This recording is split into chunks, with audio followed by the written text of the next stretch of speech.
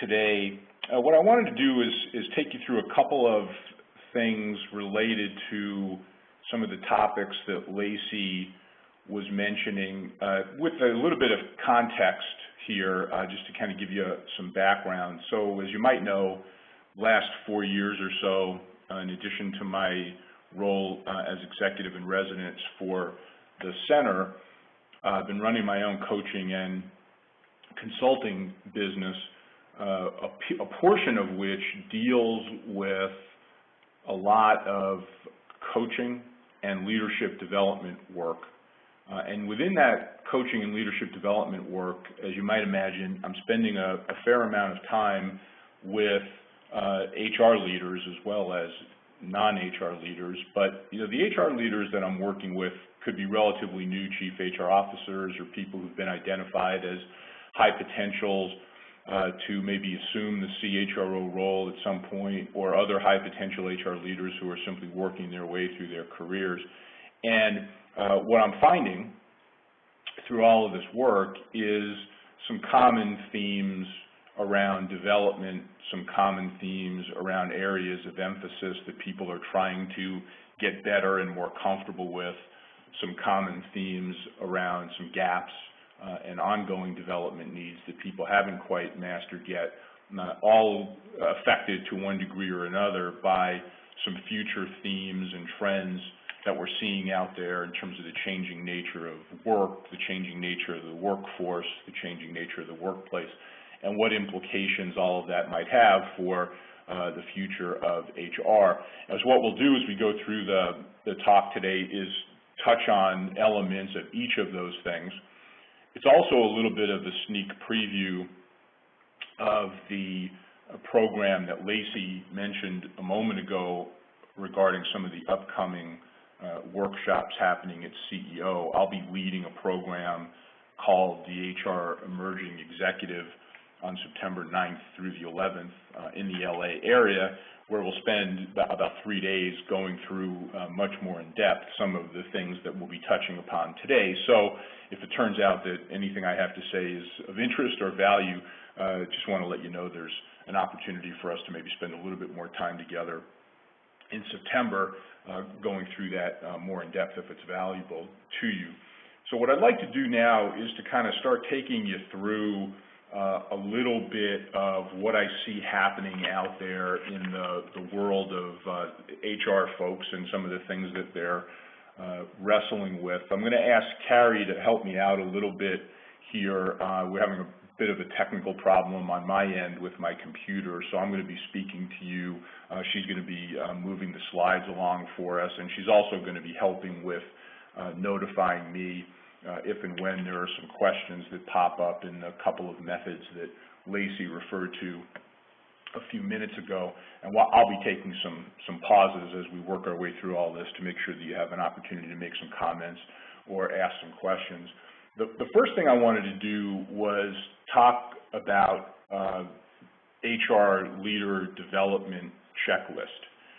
And what you might notice from looking at this page is I would describe it as the poor person's short version of all of the HR competency models and competency model work that's been done for the HR profession over the course of the last 25 or 30 years, all attempted to be boiled down to one simple page. Most of the people that I work with, no matter what level of the organization they're dealing with, to one degree or another, are spending time worrying about things such as, how do I better integrate business strategy with human capital strategy and demonstrate that the things I'm doing from an HR point of view are actually connected to the business in some way.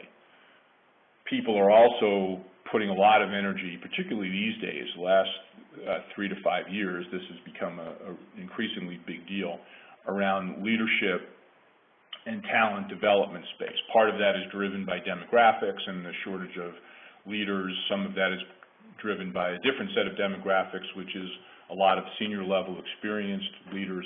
are expected to retire, eligible to retire over the course of the next 5 to 10 years, and who are we going to be replacing them with, and of course, in general, just the talent shortage that we're finding with regard to leadership development. So there's a lot of work happening in that area.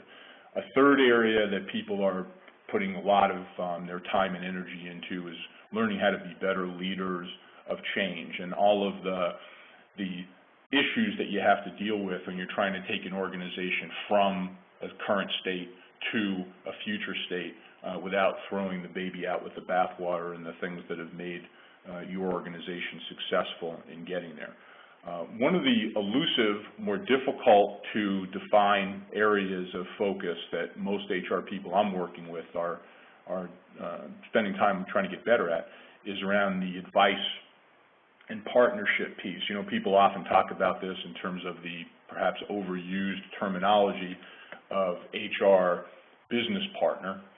And while it might be overused terminology, I think it's a fairly simplistic shorthand way of attempting to describe how do you demonstrate that you're business savvy and business knowledgeable while at the same time being able to offer practical advice and counsel to peers, to senior leaders you support, to your boss, if you're a CHRO, perhaps to the CEO and to the board of directors.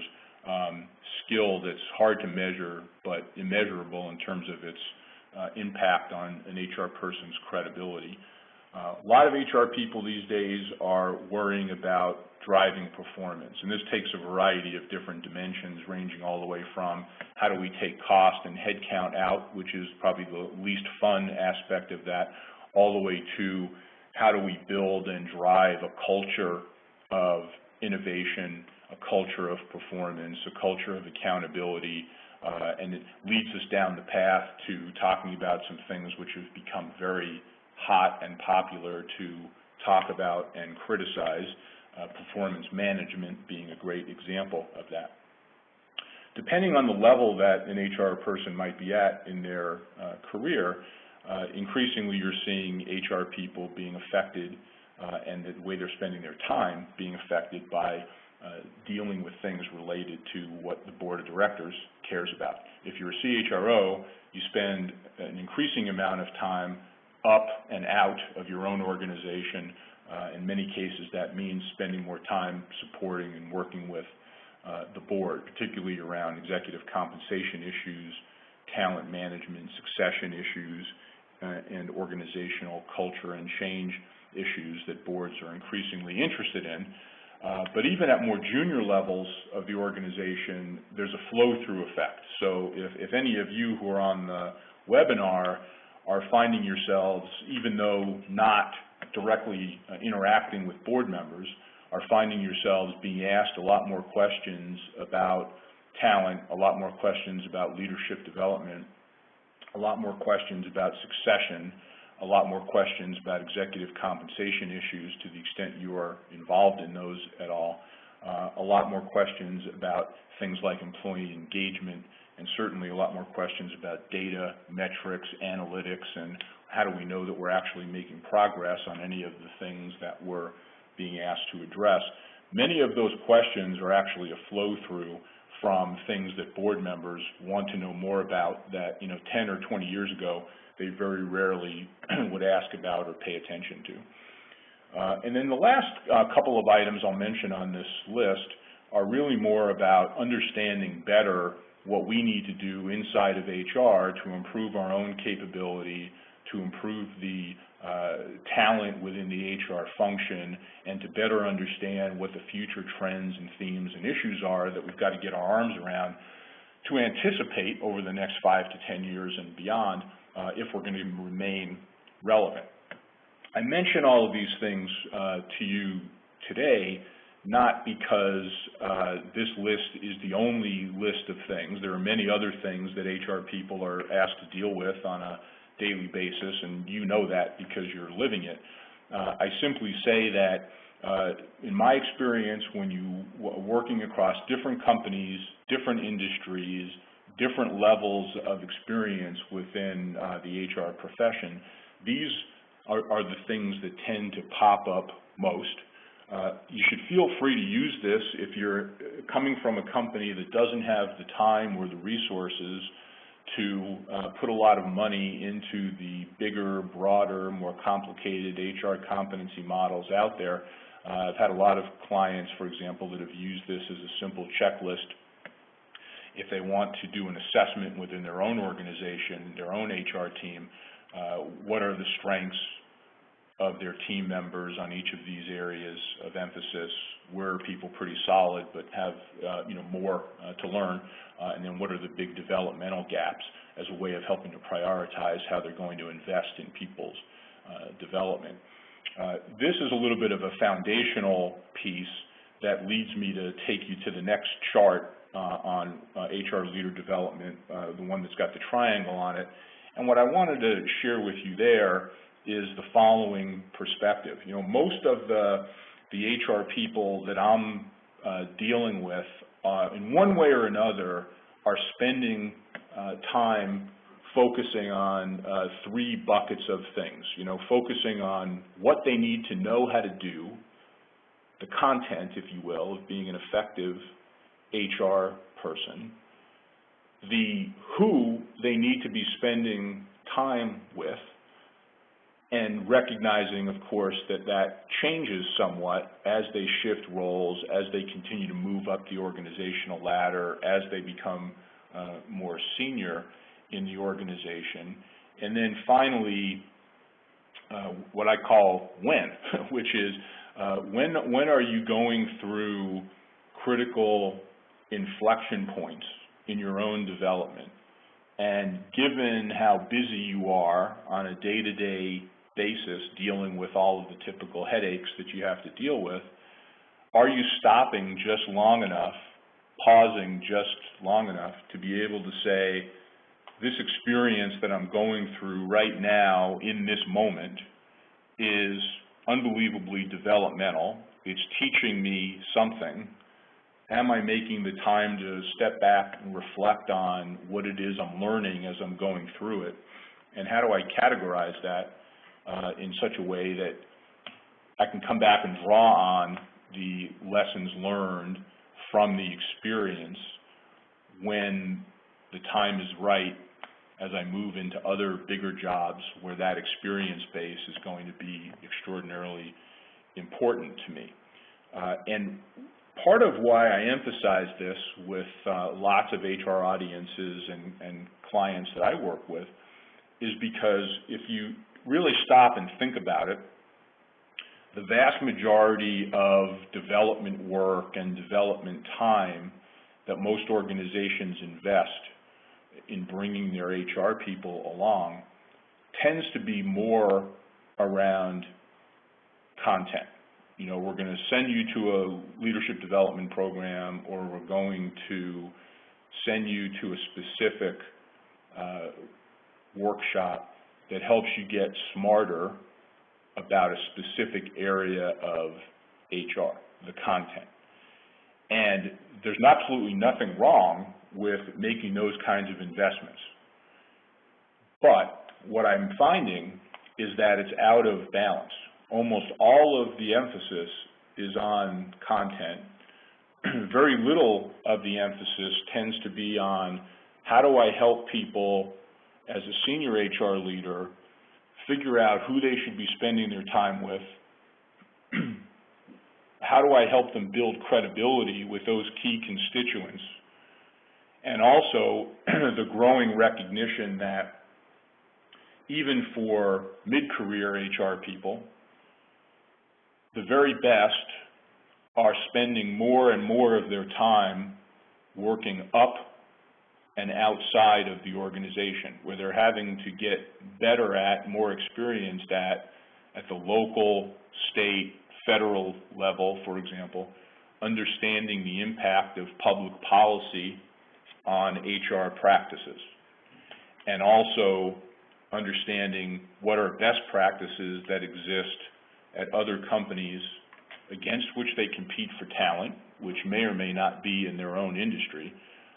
But I will tell you that from a lot of my coaching work and a lot of my leadership development work, one of the most common gaps I find with people at every level I work with is they know a lot about their own company. They know a little bit more about maybe their own industry and what some other companies in their industry are doing. They know very little, frankly, about what's happening in terms of good HR practice across a broader spectrum of companies and industries, and they find that that lack of perspective really gets in the way as they get promoted and move to more senior level jobs, particularly the chief HR officer job, where the executives they're working with, the board of directors and others are asking them the question, well, how does your company's practices compare to what's great practice out there elsewhere? And many people are finding that they don't know the answer because they've spent 20 years of their career focusing exclusively down and in.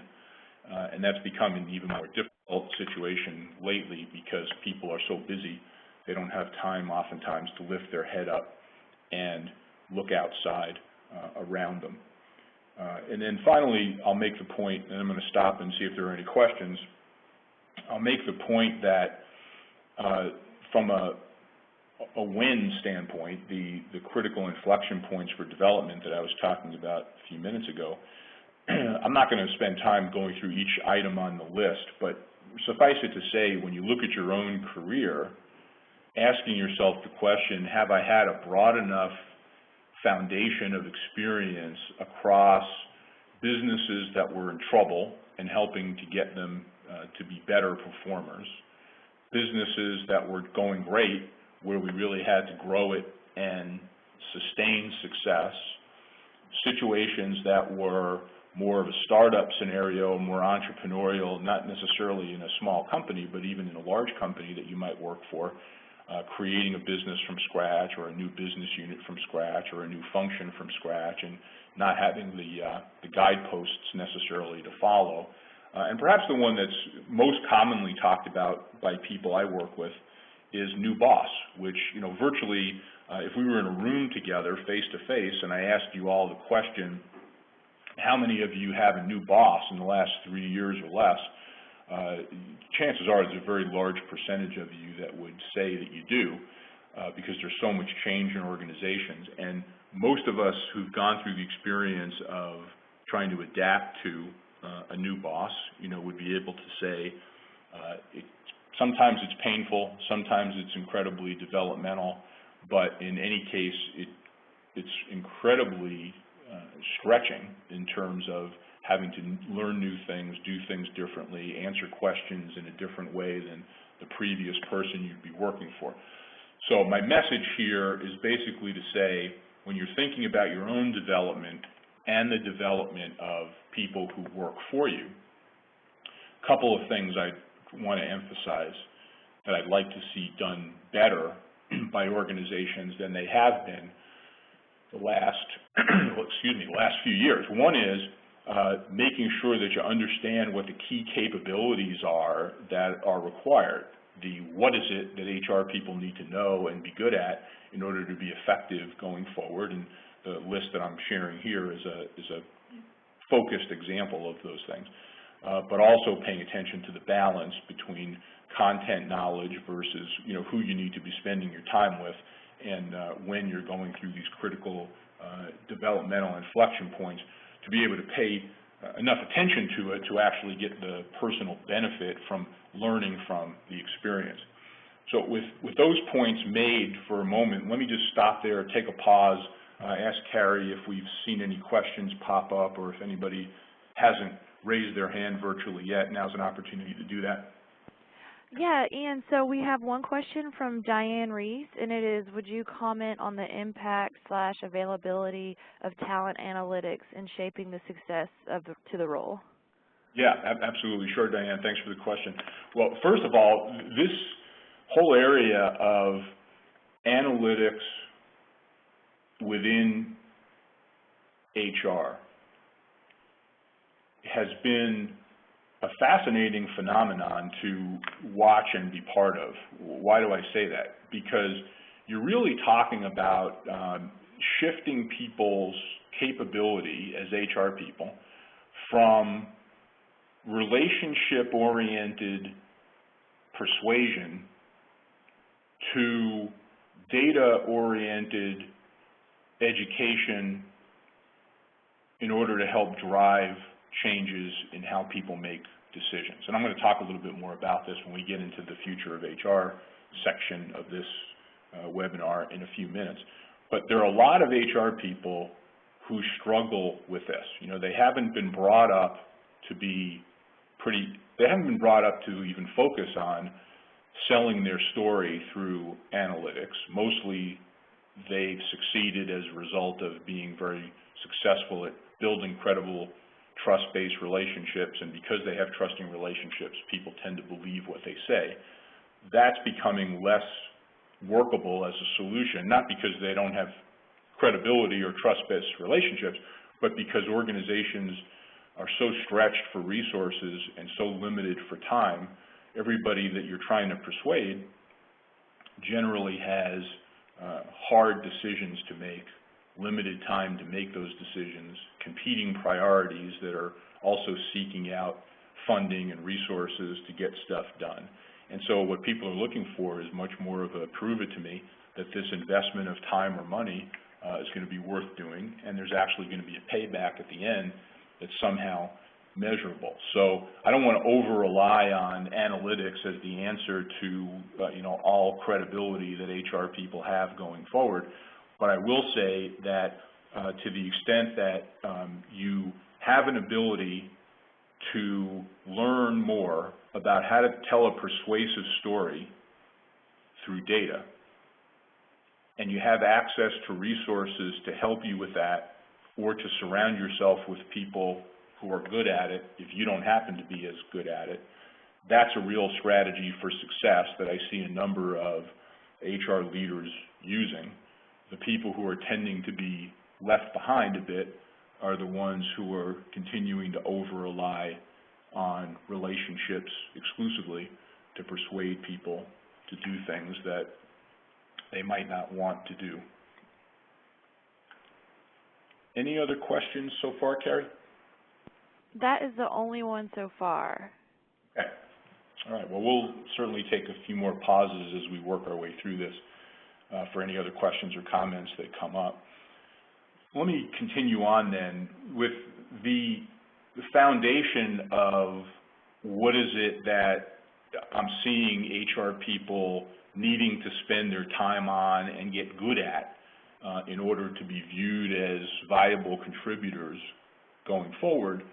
One of the other things that I'm also finding is that there's a real connection between the HR person's role in developing and supporting other leaders relative to what does the HR leader stand for themselves as a leader.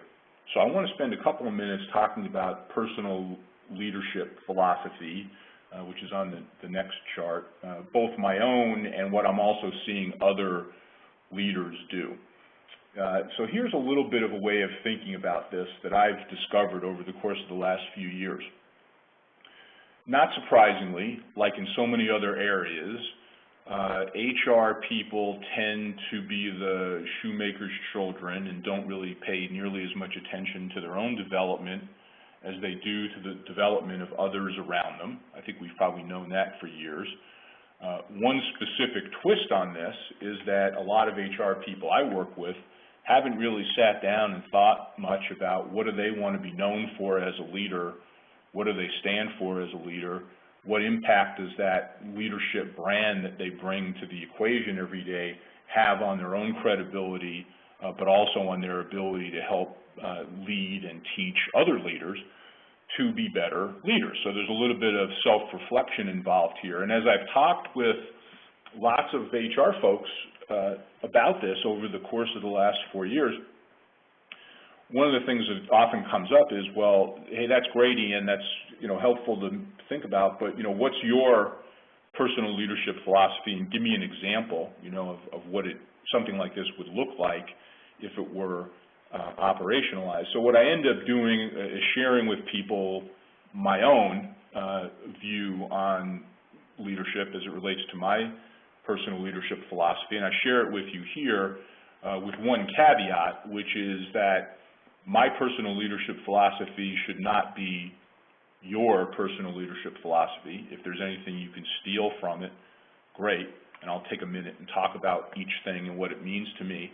But my message here is have a personal leadership philosophy, and don't keep it a secret. It's something that you ought to be using with people who work with and for you so they know what you stand for as a leader. But even if you choose not to go that route, not be quite so public about it, at minimum, to spend some time on your own thinking about, how do you want to be known as a leader, what do you stand for as a leader, and how does that drive or influence the way you interact with other leaders in the organization. For me, over the course of the last, 20 to 25 years, what's really evolved in my thinking is what I ended up calling the 4 C's around credibility, collaboration, courage, and competence. And for me, credibility is really all about, doing what you say you will do, and do you have the ability to keep confidential information confidential, which turns out for HR people in particular is non-trivial, because I've worked with a lot of HR people who are very technically savvy and competent in terms of content knowledge, but somehow or another ended up developing the reputation that they couldn't be trusted with sensitive information. And once people stop coming to you to tell you things that they don't want shared with other people for fear that it won't be kept confidential, it becomes extremely difficult to do your job and be effective as an HR leader. And I've seen more than a handful of people fall off a cliff as HR people for that reason, not because they weren't technically smart. In terms of collaboration, pretty simple way of thinking about it for me, which is around sharing things of value, like information, like resources, like talented people, in a collaborative way across the organization, particularly when it isn't very convenient for someone to do that. That's how I would like to be known as a leader.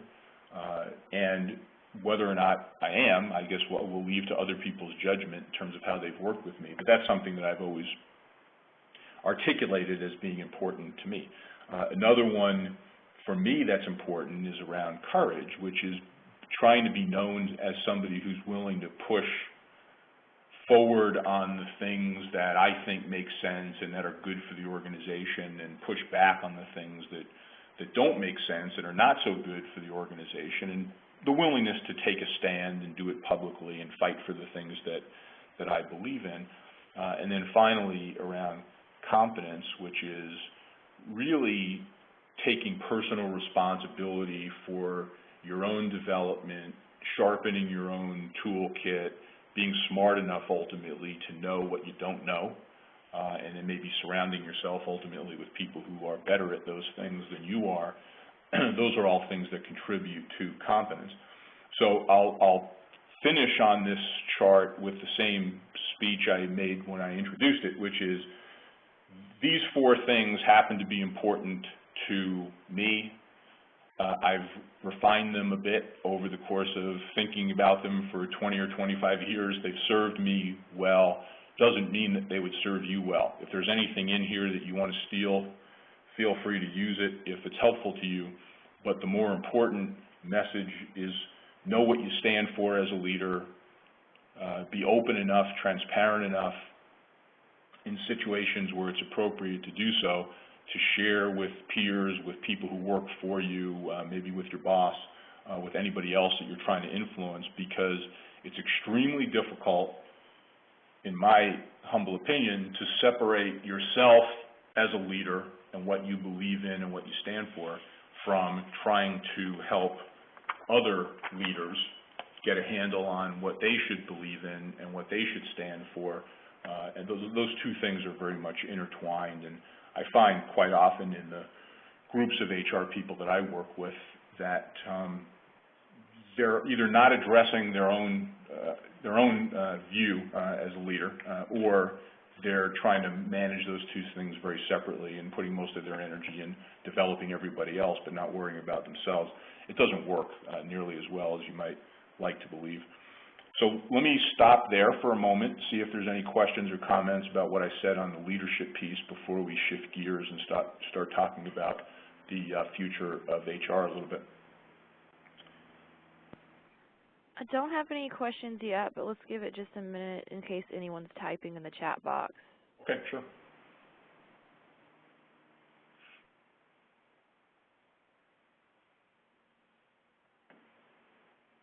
Okay, looks like Linda has a question. Linda, I've unmuted your line if you want to go ahead and ask your question. All right, thanks. Can you hear me? Yes, I can, thanks. Right, sorry. Yeah, I was just wondering if it's possible to be too good at keeping confidences. I've worked with a client who's been almost ostracized in her own organization because she is known to keep confidences, particularly for people at the top.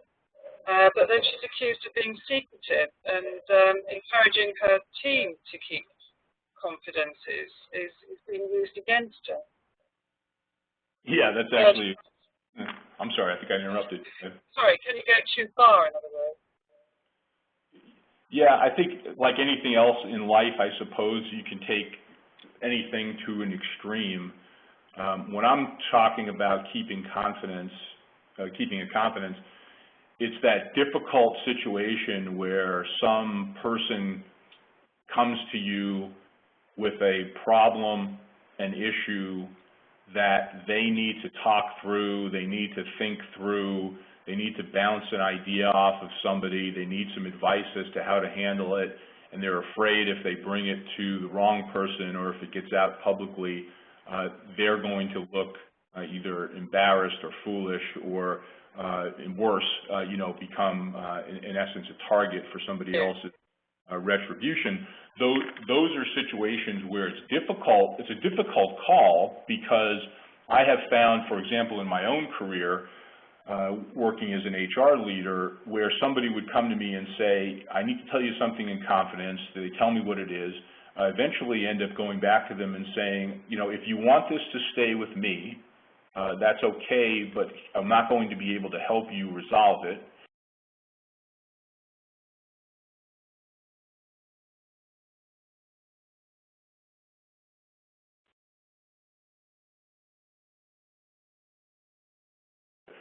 It's going to be extremely difficult to resolve this particular issue. And I would say, in some circumstances, the individual says, please go ahead. I'd love to have this issue resolved. If you can discreetly help me manage my way through it, that'll be terrific. Probably in fewer cases, but a non-trivial number of cases, people would say, well, I appreciate you giving me that option, but I prefer not to have it discussed with anybody at this time. And you try to respect that where you can. I think where an HR person gets in trouble is if they end up being too secretive about decisions that are being made in the organization, why they're being made, what's the rationale for them being made, and getting the timing right as to when you can disclose those things to people without people feeling like they were lied to. And I don't know if you've had this experience in your careers, but certainly for me, one of my biggest struggles was always knowing that as a management team, we were discussing something that people were not going to like. Examples being a big layoff or headcount reduction, or a big reorganization, or a decision to sell a business, or a decision to acquire a business. I mean, things like that were pretty big, that had big impact on people. And having to sit with that information and not be able to say anything about it until, quote unquote, it was appropriate to do so, and figuring out when it was appropriate to do so is the more difficult thing, because there's no book you can read that will tell you the answer to that. It's about judgment.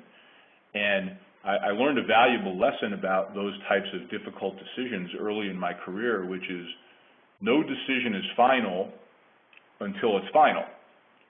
And therefore, no communication about a decision should be made until you know what the decision is and what the impact might be, despite the fact that others who know you eventually may come back and criticize you and say, well, how come you didn't tell me about that sooner? And the answer oftentimes is because the decision wasn't made in its final form until it was made in its final form, and we were then only able to share it more broadly with people. So I don't know if that helps you as you think about, too much confidence, but that would be one way of thinking about it from my perspective. Carrie, any other questions? Yeah, we have a question from Andy. How do you help someone develop more courage? Is it learnable? Yeah, that's a great question, Andy. I think courage, like leadership, is learnable. I mean, obviously there are certain innate attributes that certain people have that make them more courageous or more willing to take risks. That may be a more natural part of their personality, but I absolutely think that the things that it takes to demonstrate courage are learnable. So what would be a few examples of that? As an HR leader, being able to go into a manager, for example, that you're supporting, sitting down with them in a private setting, and giving them some feedback on something that the organization is talking about, probably talking about behind their back. Other people might not be, quote unquote, courageous enough to say it to their face, but recognizing that that leader is going to benefit greatly, even if they might not be immediately appreciative of you, is going to benefit greatly by knowing what that issue is or knowing what the perception is about them or some decision that they've made, and being able to do it on a fact-based, non-emotional basis. Helping them understand, this is what's going on, this is what people are thinking, they may be wrong, they may be right, but this is the perception, I wanted you to know about it. That's kind of a practiced art. And I've seen people as HR leaders grow and mature and get more comfortable over the course of their career in telling people things they don't want, in telling people things that those people don't necessarily want to hear, but would benefit from knowing. The other example that I'll offer where I've seen courage be learned and kind of an acquired taste over time is understanding the difference between collaboration and being a pushover. Because I think sometimes when you talk about people trying to be more collaborative, working together effectively as a team, that sort of thing, there's a natural tendency to assume that, everybody's going to get along, sing kumbaya, hold hands and squeeze lemons, and one of the things I've discovered, it's kind of ironic, maybe a little bit counterintuitive, but it's absolutely true, at least in my experience, is that one of the most fundamental conditions for effective collaboration is the ability to raise disagreements, acknowledge their. What would you recommend that a middle manager or director do if they have the courage to push back and aim for doing the right thing, but their boss encourages the subordinate to muzzle it? Yeah, that's thank you for that question. Obviously, difficult circumstance when you've got a disagreement with your boss about how to push forward on an issue that needs to be addressed when they may not be supportive of doing that. I'll just offer a fairly simple solution to what is a pretty complicated problem without knowing the personalities involved, and that is simply, in my experience, I've seen it work when you can get the boss comfortable with how we can go about fixing the problem or addressing the issue or raising the issue and making sure that they don't end up looking like a fool in the process. So if you can talk them through the steps that are required to raise the issue or have the problem dealt with and get them comfortable that they will not end up looking foolish. It sounds a little ridiculous because it's so selfish, but frankly, that's exactly what we're talking about here. you have a 50-50 chance of persuading them to give you the support you need. If you're not able to do that for whatever reasons, as unfortunate as it can sometimes be, it is extremely difficult to go around your boss, unless it's an issue of a legal or ethical conduct nature, where I'd say as an HR person you'd be obligated to go around your boss. But if it's something that's just a matter of difference of opinion or difference of courage, if you're not able to persuade them that they're not going to end up looking foolish or hurt in the process, chances are you will have to muzzle it, which is probably not what you wanted to hear. But my experience tells me that 80% of the time, if you're willing to put the energy into trying to persuade your boss, they'll move a little bit, and 20% of the time they'll be adamant, and you'll just have to suck it up, as they say, and live to fight another day. All right, so I'll tell you what we'll do. Apologize for that temporary glitch in the phone communication. I'm not quite sure what happened. What I want to do is take the remaining time that we have just to quickly go through a few themes to highlight around the future of HR. This is something that, if you end up being interested in this HR Emerging Executive Program that we were talking about a little while ago, we will spend quite a bit more time diving through these issues in more depth during that program. But a little bit of history and context. So about a few years ago, John Boudreau, who's also with the center, and I started doing some research in the area of the future of HR.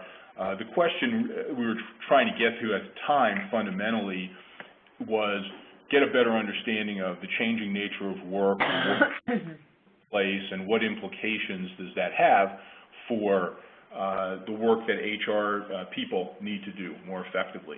To make a long story short, after lots of discussion with lots of people, a lot of data gathering, essentially 6 themes popped out of that initial research, which are summarized in the Future of HR chart. I'm going to just talk briefly about each one for a minute or so. One of the big themes that we started to see was the shift from what we call hero leadership to collective leadership, which is really more of a recognition that leadership is a broad organizational capability that's in some ways independent of specific people, rather than a very person-dependent, person-specific, individually oriented capability where organizations tend to over-rely on a larger-than-life, charismatic leader where, if things go well, that's a strategy that works pretty well. If you happen to be Apple, for example, and I'll just use them as an example, recognizing what an iconic leader Steve Jobs was in many ways, untimely passing, company now trying to establish and reestablish itself as, highly innovative, great product, strong product pipeline. Obviously, a lot of great things happening at Apple, and they're not a company that I do direct work with, so I don't have any personal insight to this. But if you believe a lot of the literature, one of the things that you find people talk about is that even today, products that are coming out of Apple are in many ways tied back to the new product pipeline that was established under Steve Jobs. So if you're Tim Cook, you're trying to establish yourself as a leader, but what about the rest of the Apple leadership, and what kind of brand does that company have? Just one small example of the need to focus on collective leadership rather than being overly reliant on one specific leader. Another trend that's been a big piece of our work is around intellectual property to agile co-creativity, which basically means that in the past, innovation and large-scale change in organizations was oftentimes the job of somebody specific. You might say, well, it's the R&D department in a pharmaceutical company, or it's the creatives who work for an advertising agency. Agile co-creativity is the recognition that creativity and innovation are happening in every job at every level, and even outside of one's own company, reaching outside the boundaries, if you will, of large, complex companies to drive innovation and change. The employment value proposition to personal value proposition theme is really about companies shifting from wanting to be collectively appealing and attractive as a place to work for all employees, which is important, to also recognizing that given shortages in certain types of skills, given the shift in the workforce to people being less willing and interested to work long-term for any one company, there's more of a personal value proposition which is starting to accrue, which is, what's in it for me, the person, and the company being willing to begin to customize and personalize the value proposition of what it means to work for a particular company down to almost the individual level, which is an interesting shift and theme which ties very closely to the next one that we call sameness to segmentation. Short story around this is, think of it this way, most HR people, if you're anything like me, have been brought up believing that one of our most important roles to play is to preserve fairness in the organization. Well, and that's absolutely true. However, fairness taken to an extreme can start to look like sameness, where it's a lot easier to explain to somebody that they're being treated fairly because they're being treated the same as everybody else. Increasingly what's happening is more around segmentation, looking at pivotal roles, pivotal people inside companies, and being comfortable with biasing certain resources, development experiences, compensation, whatever it may be, toward a more select group of individuals, in no way intended to be disrespectful to the masses, but simply to recognize that resources are limited, time is limited, and there's a certain body of people who may be contributing more to the strategic direction of the company than everybody else. This is probably the theme that makes most HR people the most uncomfortable. The fifth theme that we started looking at was what we ended up calling fatigue to sustainability, which basically had two meanings. One is that most people in the last 5 years or so would say that a lot of people inside their organizations are simply exhausted, being asked to do more with less, being asked to do it faster. And people who are completely burned out don't tend to make for, highly sustainable organizations long term. The second meaning of this was around environmental sustainability, which, quite frankly, when we started talking to people about this a few years ago, HR people didn't even see environmental sustainability as on their radar screen as something that they should be part of. Yet when we talk to people who are actively involved in the environmental sustainability movement in their respective companies, one of their biggest criticisms was that HR was nowhere to be found, and they wanted more partnership and more help because they saw it as an employment branding issue in terms of new employees who might come work there, wanting to know whether or not sustainability, carbon footprint, and the like was even important to the company. And they also saw it as an issue of culture, and is this something that we want our company to be known for? And then the final point, which I won't spend too much time on because we talked about it a little bit earlier, was persuasion to education. This is the shift in persuading people to your point of view through passion and credible relationships, which is kind of the history of HR, if you will, to a degree, shifting more toward education.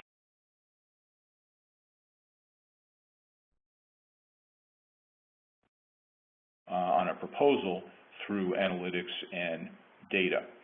Now, if you fast forward a little bit from this initial set of themes, over the course of the last few years, John and I have dived a little bit deeper into some additional themes, which are on the next chart, and there's 9 of them here. I'm not going to cover in any way, shape, or form all 9. I wanted to simply make you aware of the fact that as part of this research that we've been doing, one of the things that's come up that's been really fascinating is the fact that many of these themes tend to suggest a level of expertise or experience in topics that most HR people have not traditionally been steeped in. So when you think about things like big data or gamification or mass customization, which is really a marketing principle, the advent of personal technology, trying to get more comfortable with social media, and some of the other things that you'd find on this chart,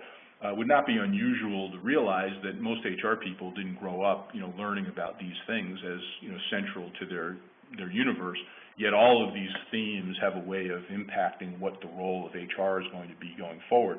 And so the next chart that talks about role of HR, I wanted to share with you some data that came out of this realization.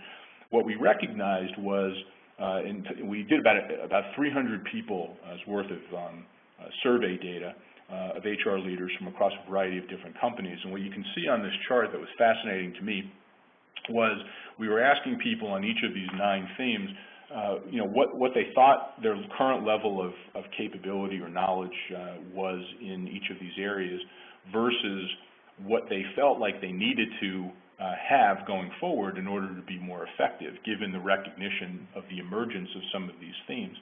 And what you can see when you look across these bar charts is pretty universally, certain things are more important than others, but pretty universally, there's a big gap between a lot of HR people's knowledge and experience and comfort with each one of these theme areas versus what they think they need to know going forward.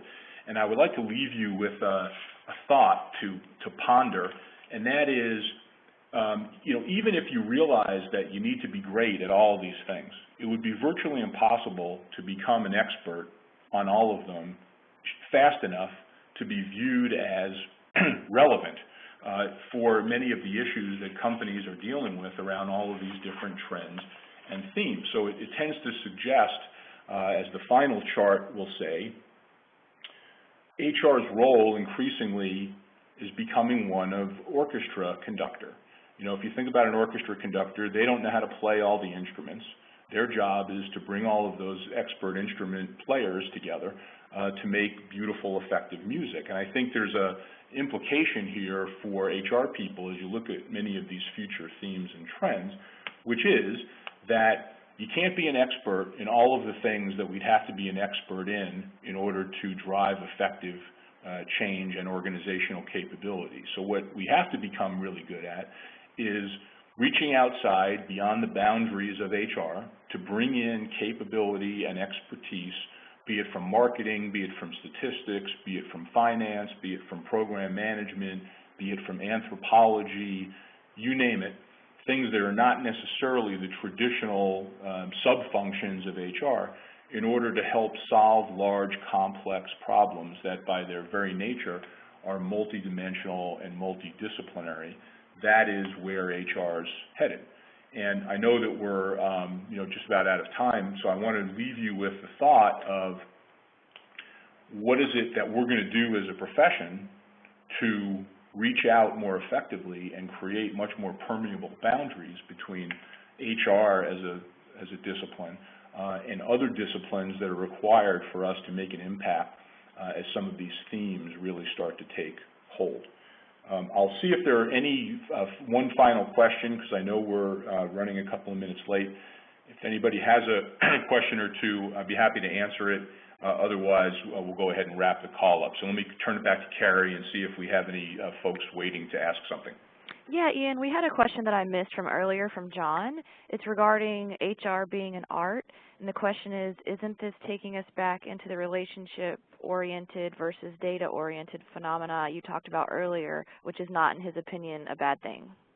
Yeah, thanks for that question. I think that's a very valid point, and the way I would tend to describe it, it kind of goes something like this.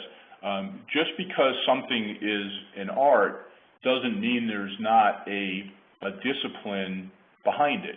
And so in my case, the way I tend to think about this is we've over-relied historically on relationships and persuasion. We've under-relied on data and analytics, and that's an underdeveloped muscle, if you will, that we need to get stronger at and better at. And the objective is balance. And I think that if you think about it, to use the term art, whether it's the art of the question or the art of anything else, it's making sure that you have a good balance between the intuition, the relationships, the judgment, the savvy, which are hard to measure but are extremely important to be an effective HR leader, and a little bit of